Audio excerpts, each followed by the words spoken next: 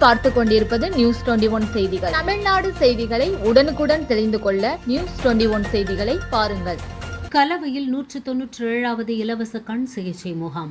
ராணிப்பேட்டை மாவட்டம் கலவை அரசினர் ஆண்கள் மேல்நிலைப் பள்ளியில் மனிதநேய மக்கள் நல தொண்டர் ஆன்மீக சக்தி கோப்பா அன்பழகன் பிறந்த நாளை முன்னிட்டு வேலூர் மாவட்ட பார்வை இழப்பு தடுப்பு சங்கம், கலவை மணி தங்க மாளிகை, லைன் சங்கம், சென்னை அரவிந்த் கண் மருத்துவமனை இணைந்து நடத்தும் 197வது முழுமையான இலவச கண் சிகிச்சை பரிசோதனை முகாம் நடைபெற்றது. நிகழ்ச்சிக்கு கலவை மணி தங்க மாளிகை நிறுவனர் மணி தலைமை தாங்கினார். இதில் மருத்துவர் கௌதம் மற்றும் டாக்டர்கள், செவிலியர்கள் கலந்து கொண்டனர். இதில் கண்களுக்கு ஏற்படும் பல்வேறு பிரச்சனைகள் குறித்தும், கண்களை எவ்வாறு பாதுகாக்க வேண்டும் என்பது குறித்தும் அறிவுரை வழங்கப்பட்டது. சுமார் 500க்கும் மேற்பட்ட நபர்களுக்கு கண் சம்பந்தமான பிரச்சனைகளுக்கு சிகிச்சை அளிக்கப்பட்டது. நிகழ்ச்சியில் மதிமாறன், ஸ்ரீனிவாசன், ஸ்ரீதரன், மருத்துவமனை ஒருங்கிணைப்பாளர் போஸ் ஆகியோர் கலந்து கொண்டனர். இந்த கடந்த 26 வருடங்களாக அரவிந்த் கண் மருத்துவமனையுடைய சிறப்பான உதவியுடன் முழுக்க மாவட்ட பார்வை இழப்பு தடுப்பு சங்கத்தினுடைய அனுமதியுடன் முழுக்க இலவசமாக நடத்தப்படுகின்ற இந்த 197வது இலவச கண் பரிசோதனை முகாம் தற்பொழுது நடைபெற்றுக் கொண்டிருக்கிறது. இங்கு கண்களிலே சம்பந்தப்பட்ட அனைத்து விதமான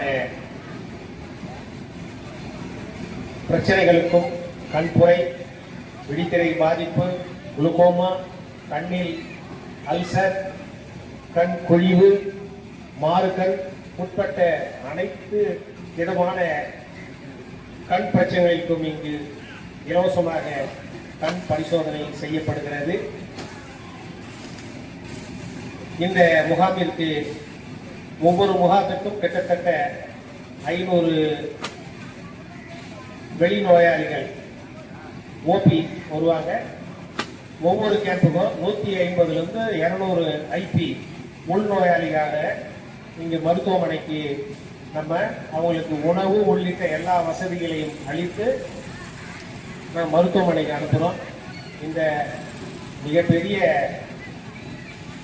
கண் பார்வை கிடைக்கின்ற இந்த நிகழ்ச்சி மக்களுக்கு சென்றடைய ஆண்டவன் ஒரு சிறப்பான வாய்ப்பை எங்களுக்கு அளித்துள்ளார்.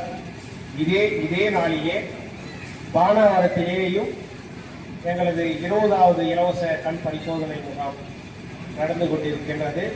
என்னுடைய பிள்ளைகள் அங்கே ஜுவல்லரி வச்சிருக்கிறாங்க.